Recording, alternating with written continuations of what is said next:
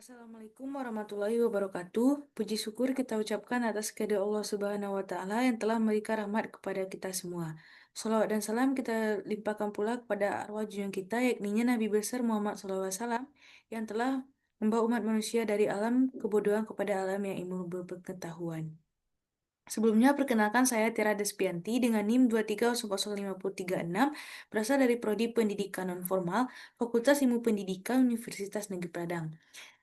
Sekarang saya akan menjelaskan dan memaparkan hasil dari makalah saya dengan judul yaitu Problema dan Solusi dalam Pemanfaatan dan Penerapan Model-model Pembelajaran Inovatif di Tingkat Sekolah Dasar.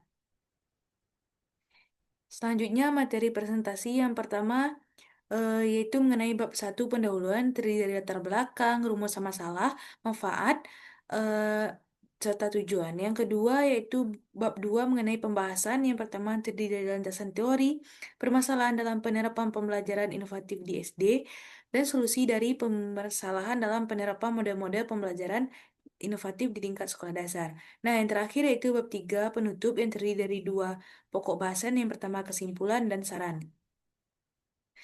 Next slide pertama yaitu mengenai bab 1 bagian pendahuluan. Yang pertama yaitu latar belakang. Penerapan pembelajaran inovatif di SD penting untuk membentuk karakter dan berpikir kritis siswa. Namun, pelaksanaannya belum optimal karena keterbatasan pelatihan, sumber belajar, serta minimnya sarana dan prasarana di sekolah. Seperti masih banyak ruang kelas yang belum memadai, perangkat digital yang sulit diakses, serta kurangnya media pembelajaran yang kontekstual. Kondisi ini dapat menghambat penerapan pembelajaran inovatif yang seharusnya mampu meningkatkan kualitas hasil belajar dari siswa. Yang kedua yaitu rumusan masalah, terdiri dari tiga pokok bahasan. Yang pertama yaitu apa pengertian dan bentuk-bentuk pembelajaran inovatif di tingkat sekolah dasar. Yang kedua, apa saja permasalahan dalam penerapan model pembelajaran di inovatif di sekolah dasar. Dan yang terakhir yaitu bagaimana solusi untuk mengatasi permasalahan tersebut. Yang selanjutnya yaitu tujuan. Terdapat tiga poin. Yang pertama yaitu untuk mengetahui pengertian dan bentuk-bentuk pembelajaran inovatif yang digunakan di sekolah dasar. Yang kedua untuk mengetahui permasalahan dan penerapan model-model pembelajaran inovatif. Dan terakhir yaitu menemukan solusi atau jalan yang tepat untuk mendukung keberhasilan model-model pembelajaran inovatif di tingkat sekolah dasar. Yang terakhir yaitu manfaat, yang terdiri dari tiga, yaitu bagi penulis, bagi pembaca, dan bagi guru. Bagi penulis, makalah ini diharapkan menjadi sarana untuk menambah wawasan dan pemahaman mengenai berbagai permasalahan dan solusi. Sementara untuk pembaca, makalah ini diharapkan memberikan informasi yang bermanfaat, dan bagi guru itu membantu guru mengenali kendala dan menemukan solusi praktis dalam penerapan pembelajaran inovatif di kelas. Yang selanjutnya yaitu bab 2 mengenai pembahasan. Yang pertama landasan teori. Yang pertama itu mengenai pengertian pembelajaran inovatif. Menurut Mulyasa 2004 halaman 49, pembelajaran inovatif merupakan pembelajaran yang disesuaikan dengan perkembangan zaman dan kebutuhan peserta didik dengan menempatkan guru sebagai fasilitator dalam proses belajar mengajar. Dan selanjutnya terdapat jenis-jenis pembelajaran inovatif yang terdiri dari 4 jenis. Yang pertama yaitu Project Based Learning atau biasa disebut dengan PBL. Nah, ini merupakan pembelajaran yang menggunakan masalah dunia nyata sebagai suatu konteks bagi peserta didik untuk belajar tentang cara berpikir kritis dan keterampilan pemecahan masalah, memperoleh pengetahuan dan konsep yang esensial. Yang kedua, Cooperative Learning. Ini merujuk pada model pembelajaran di mana siswa bekerja sama dalam bentuk kelompok untuk membantu satu sama lain dalam mempelajari konten akademik. Yang ketiga itu Discovery Learning. Menurut Barner 1961, Discovery Learning ini adalah pendekatan pembelajaran di mana siswa menemukan sendiri atau mengeksplorasi sendiri konsep-konsep penting dalam pembelajaran melalui pengalaman. Yang terakhir yaitu Contextual Teaching and Learning atau yang biasa kita sebut dengan CTL. Menurut Nababan dan Sipayung, CTL ini adalah pembelajaran yang mengaitkan materi pembelajaran dengan konteks dunia nyata untuk menjadikan belajar menjadi lebih bermakna. Yang selanjutnya yaitu permasalahan yang dialami penerapan pembelajaran inovatif di SD. Yang pertama itu ada keterbatasan sarana dan prasarana. Seperti banyak sekolah di daerah pinggiran yang masih kekurangan alat bantu seperti belajar, media digital, dan akses internet.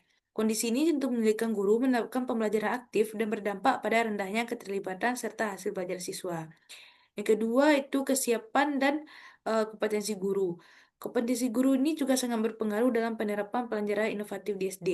Saat ini masih banyak guru menggunakan metode ceramah karena kurang pelatihan, waktu, dan dukungan. Akibatnya, model seperti PBL dan Discovery Learning belum diterapkan secara optimal, sehingga siswa kurang terlibat aktif dalam proses belajar mengajar.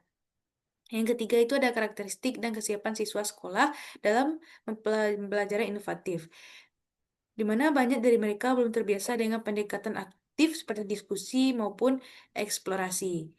Yang keempat, kurangnya dukungan manajemen sekolah dalam penerapan pembelajaran inovatif di sekolah dasar, di mana sekolah di terutama daerah terpencil masih banyak keterbatasan mengenai anggaran maupun koordinasi yang kurang. Yang kelima, beban administratif dan kurikulum yang padat. Di mana waktu tersita untuk tugas non-pelajaran, sehingga metode kreatif sulit untuk diterapkan maupun dijalankan.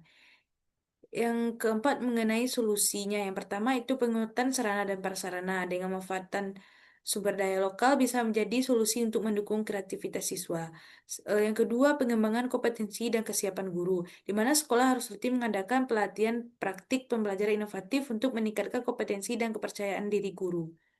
Yang keempat, penyederhanaan beban administratif dan penyesuaian kurikulum.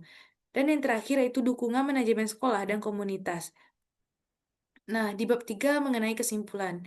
Yang pertama, penerapan pembelajaran inovatif di sekolah dasar penting untuk meningkatkan kualitas pendidikan. Namun, terkendala sarana, kesiapan guru, beban administrasi, dan dukungan manajemen. Solusinya yaitu dengan kolaborasi untuk meningkatkan kompetensi guru, menyediakan fasilitas, menyederhanakan administrasi, serta memperkuat dukungan kepala sekolah dan komunitas. Dan yang terakhir yaitu saran. Yang pertama terdiri dari 3 saran. Yang pertama untuk guru, di mana guru harus terus mengembangkan kompetensi melalui pelatihan, workshop, dan belajar mandiri terkait model-model pembelajaran inovatif ini. Yang kedua untuk kepala sekolah, di mana diharapkan memberikan dukungan nyata seperti menyediakan waktu untuk kolaborasi guru dan lain-lain. Yang ketiga untuk orang tua sendiri, di mana diharapkan untuk lebih aktif terlibat dalam proses belajar anaknya, seperti mendukung kegiatan belajar yang berbasis proyek di rumah dan menjalin komunikasi terbuka dengan guru agar proses pembelajaran inovatif dapat berjalan selaras antara sekolah dan rumah. Mungkin sekian pemaparan dari makalah saya. Atas sepertinya saya ucapkan terima kasih. Assalamualaikum warahmatullahi wabarakatuh.